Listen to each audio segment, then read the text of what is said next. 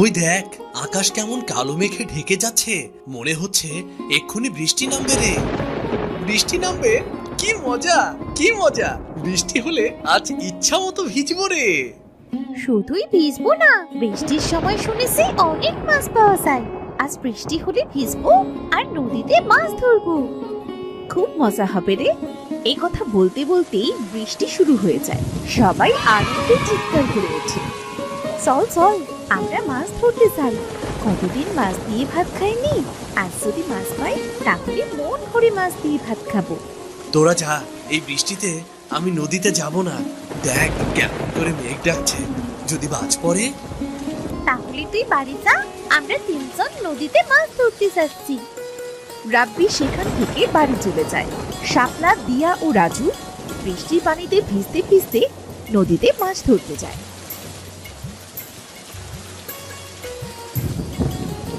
তারা অনেকগুলো মাছ পায়, সেগুলো নিয়ে যে যার বাড়ি ফিরে যায়। মা, তুমি এখানে বসে কি এত ভাবছো? এতক্ষণে তোদের ফেরার সময় হলো। রাগ করো না মা, বৃষ্টি হলে তো নদীতে মাছ ভেসে বেড়ায় মা। অনেকদিন তো আমরা মাছ খাই না, তাই নদীতে মাছ ধরতে গিয়েছিলাম। দেখো না মা, কতগুলো মাছ এনেছি।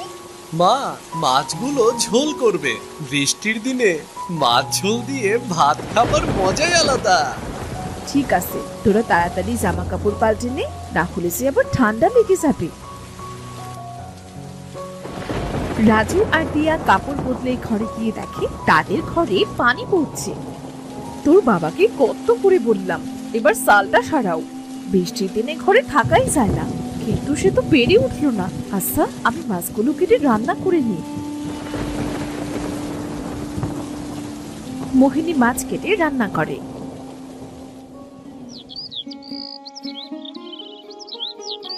পরদিন রোদ উঠে, গ্রামের অনেক মানুষ তাদের বাড়ির চাল ঠিক করে।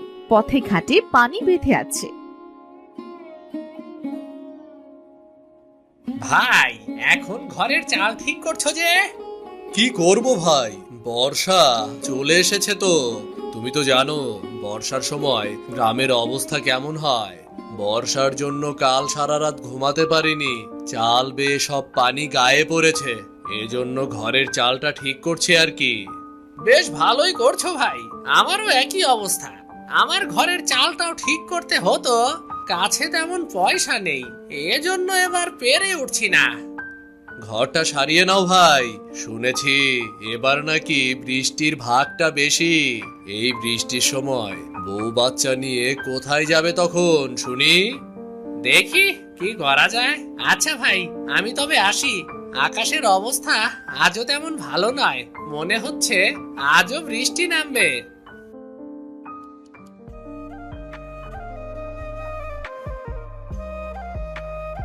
বলি, ও মহেশ ভাই, মাঠে তো সব কাদা, তা গরু নিয়ে যাচ্ছ কোথায় তবে? মাঠে যাচ্ছি ভাবি, যেখানে একটু শুকনো পাবো সেখানে একটু গরুটাকে খাইয়ে আনতে যাচ্ছি। বাড়িতে গরুর খাবারের বড্ড অভাব গো। আচ্ছা, আমি আসি তবে। এই বলে মহেশ গরু নিয়ে সেখান থেকে মাঠে চলে যায়। অন্যদিকে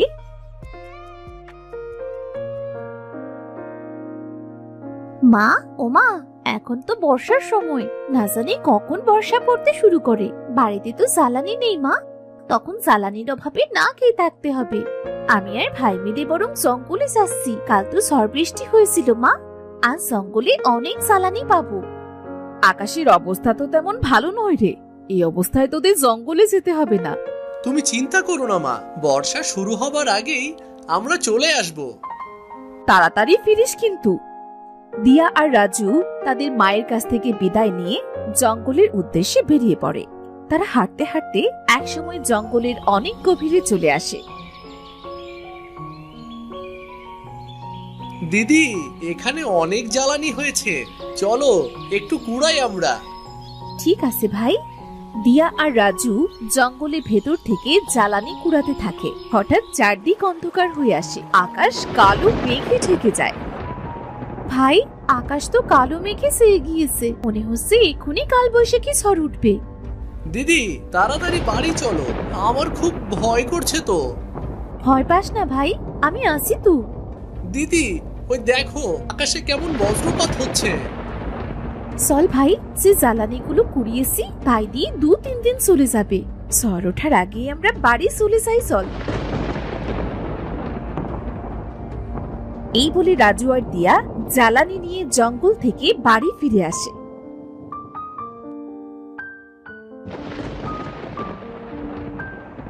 তোরা এসেছিস? আমি তো চিন্তায় মরে যাচ্ছিলাম, যে মেঘ করেছে মনে হচ্ছে এখনই কালবৈশাখী ঝড় উঠবে। এজন্যই তো তাড়াতাড়ি বাড়ি ফিরে এসেছি মা। তা বেশ করেছিস। এখন হাত মুখ ধুয়ে 2 ভাই বোন দুটো খেয়ে নে দেখি। কাল একটা করে রুটি খেয়েছিলি, আজ যে এখনো পেটে একটি দানাও পড়েনি। ঠিক আছে মা। তারা হাত মুখ ধুয়ে খেতে বসে। এমন সময় প্রচুর বেগে ঝড় ওঠে। বলতে না বলতেই ঝড় শুরু হয়ে গেল। বর্ষার দিনে এই গ্রামে কোনো কাজই থাকে না, না জানি এবার কতদিন না খেয়ে থাকতে হয়। গ্রামে একবার বর্ষা শুরু হলে আমার তো আর নাম গন্ধটি থাকে না। মা, বর্ষা তো শুরু হয়ে গেল, বাবা তো এখনো বাড়ি ফিরলো না গরু নিয়ে। সত্যি তো, এই ঝড় বৃষ্টিতে তোর বাবা বাইরে কি করছে? কোনো বিপদ আপদ হলো না তো? না গো গিন্নি, আমার কোনো বিপদ হয়নি। মাঠে কিছু কাজ ছিল, শেষ করে তবেই গরুটা নিয়ে এলাম। কাল থেকে তো মনে হয় না কোনো কাজ পাবো। এই বর্ষার সময় যে কেন আসে? বর্ষার দিনে গ্রামের গরিব মানুষদের কত কষ্ট হয়। কথাটা একদম তুমি মন্দ বলনি। আচ্ছা, এসব পরে ভাবা যাবে, এখন আগে দুটো খেয়ে নাও দেখি। মোহিনীর কথা মতো মহেশও খাবার খেতে বসে। খাবার খাওয়া শেষ করে তারা কিছু সময় গল্প করে। অন্যদিকে সময় যত বাড়তে থাকে, ঝড় বৃষ্টিও ততই বাড়তে থাকে। মা, বাবা, দেখো না চারদিকে কেমন পানি থই থই করছে। এই বৃষ্টি থামার তো কোনো নাম গন্ধ নেই। এভাবে বৃষ্টি থাকলে তো গ্রামের বাড়িঘর সব ডুবে যাবে। কথাটা মন্দ বলিসনি রে মা, খুব চিন্তা হচ্ছে আমার। কাছে তেমন টাকা কড়িও নেই, বাড়িতে তেমন বাজার সদাই নেই। বর্ষার দিনগুলো যে কি করে পার করব কে জানে রে। বিধাতা ঠিক একটা ব্যবস্থা করে দেবে। ও, বৃষ্টির জন্য তো গ্রামের অবস্থা খুব খারাপ। বৃষ্টির পানিতে তো হাঁটু সমান পানি উঠে গিয়েছে। কি করব বলো তো? পুকুর, নদী, খাল, বিল পানিতে থই থই করছে গো। বাবা দেখো, গ্রামের মানুষ কোথায় যেন যাচ্ছে। তাই তো দেখছি, কেউ নৌকায়, কেউ বা কলায় ভেলা বানিয়ে যাচ্ছে। কোথায় যাচ্ছে সবাই জিজ্ঞাসা করে দেখি তো। ও শামীম ভাই, ও বাচ্চা নিয়ে চললে কোথায়? ভাই, গ্রাম থেকে অনেক মানুষের ঘর ডুবে গিয়েছে, আমাদের ঘরে অনেকটা পানি ঢুকে গিয়েছে রে। এজন্য আগে থেকে বউ বাচ্চা নিয়ে গ্রাম ছেড়ে শহরে যাচ্ছি। এই বর্ষা সহজে কমবার নয়, গ্রামে কেমন করে থাকি বলো তো। বুঝতে পেরেছি ভাই। আচ্ছা, আমরা আসি তবে। তোমাদের বাড়িতেও তো পানি উঠতে শুরু করেছে, তোমরাও চলো শহরে। দেখি ভাই কি করা যায়। ওগো, গ্রাম থেকে তো সবাই চলে যাচ্ছে, আমরা কি করব? ছেলে মেয়ে দুটোকে নিয়ে আমরা কোথায় যাব? বাবা, মা, চলো না আমরা অন্যদের মতো শহরে চলে যাই। শহরে সবকিছুর অনেক বেশি দাম, তাছাড়া সেখানে যে থাকবো কোথায় আমরা? তাহলে এখন আমরা কি করব? বিধাতা, তুমি আমাদের একটা ব্যবস্থা করে দাও। এই বর্ষা এবার কমিয়ে দাও। বর্ষার জন্য গ্রামটা যে জনশূন্য হয়ে যাবে। এভাবে আরো 2 দিন কেটে যায়। বৃষ্টি পানিতে গ্রামের অনেক বাড়ি ডুবে যায়।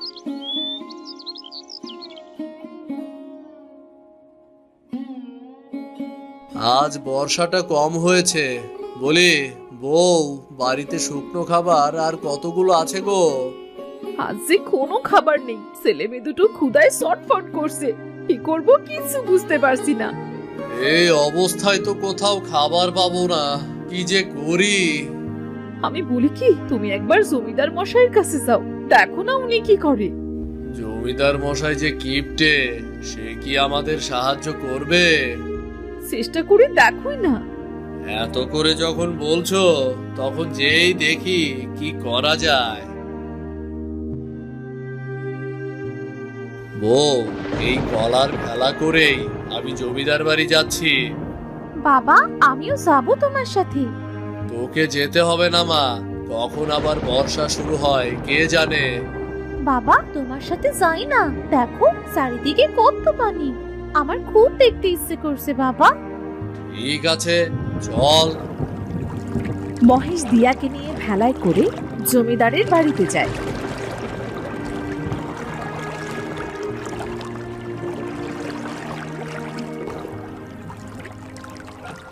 জমিদার মশাই, আপনি যদি সাহায্য না করেন তাহলে কোথায় যাব আমরা? চারদিকে পানিতে ভরপুর, কোথাও কোনো কাজ নেই। এ অবস্থায় কি খেয়ে বাঁচবো বলুন? তোমার মতো অনেকেই আসছে আমার কাছে, তোমার জন্য আমি কি করতে পারি সেটা বলো। জমিদার মশাই, আজ 4-5 দিন ভাতের দানাও চোখে দেখিনি। বাড়িতে কিছু শুকনো খাবার ছিল, সেটাও কাল ফুরিয়ে গিয়েছে।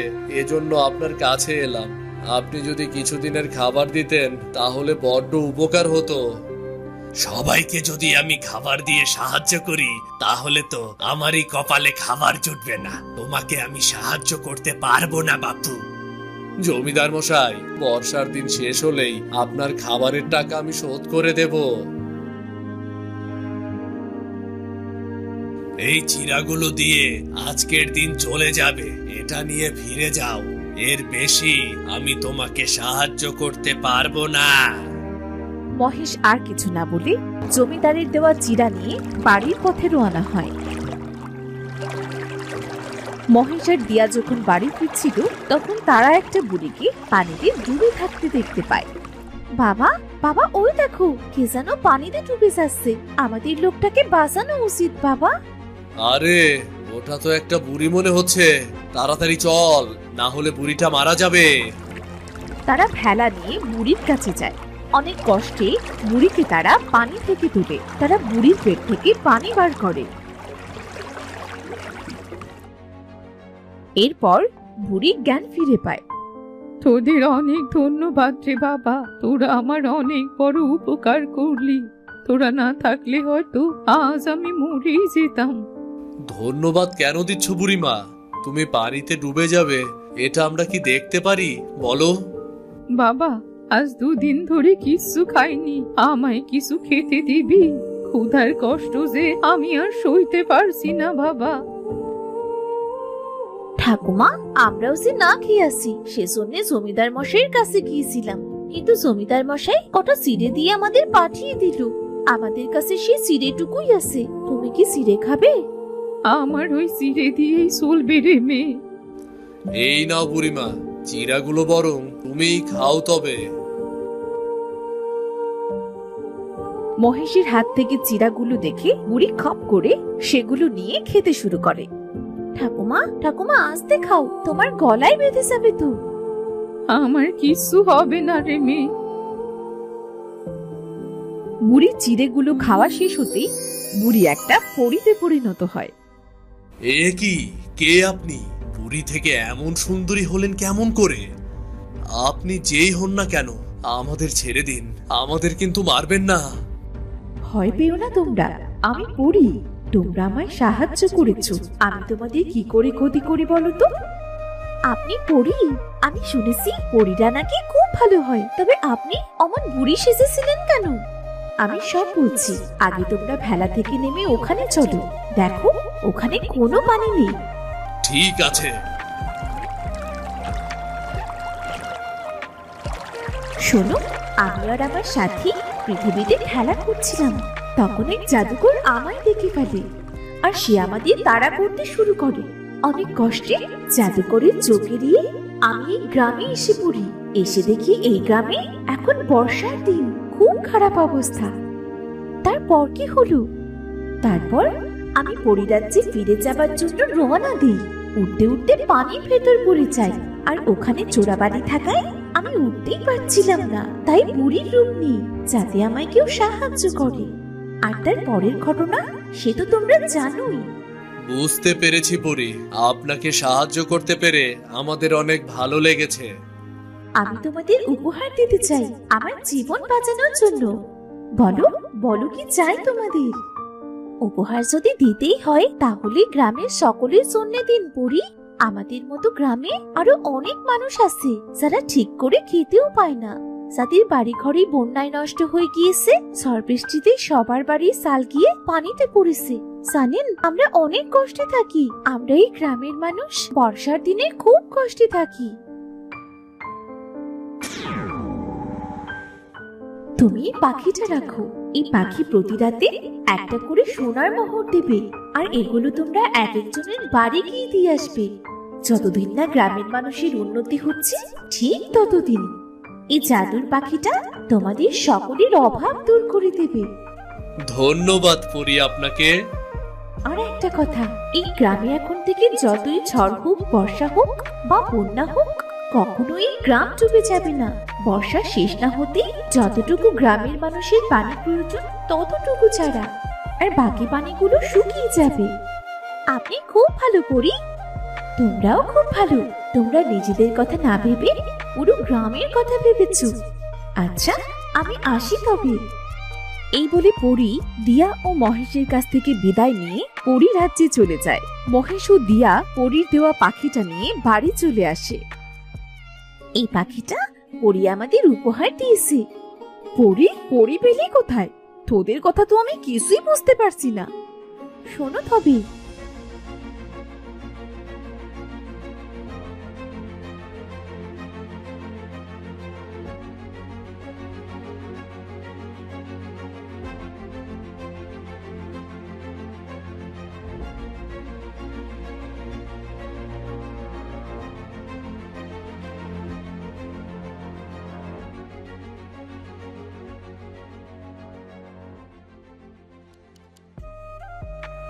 সত্যি বলছিস তুই? এবার যদি এই গ্রামটা বর্ষার কবল থেকে রক্ষা পায়। আমি তোমাদের খাবার দিচ্ছি। ওমা, এই পাখি দেখি কথাও বলতে পারে। আমি সব সময় কথা বলি না। এই বলে পরীর দেওয়া পাখি জাদু করে অনেক খাবার এনে দেয়। নানান রকমের খাবার পেয়ে তো দিয়া আর রাজু অনেক খুশি হয়। পরদিন পরীর কথা মতো গ্রাম থেকে পানি শুকিয়ে যায়, আর পরীর দেওয়া পাখি প্রতিদিন গভীর রাতে একটা করে সোনার মোহর নিয়ে একদিন এক এক গরিব পরিবারকে দিয়ে আসে। কিছুদিনের মধ্যেই তাদের গ্রামের অনেক উন্নতি দেখা যায়। বর্ষার দিনেও এখন আর আগের মতো দিয়াদের গ্রামটা পানিতে ডুবে যায় না।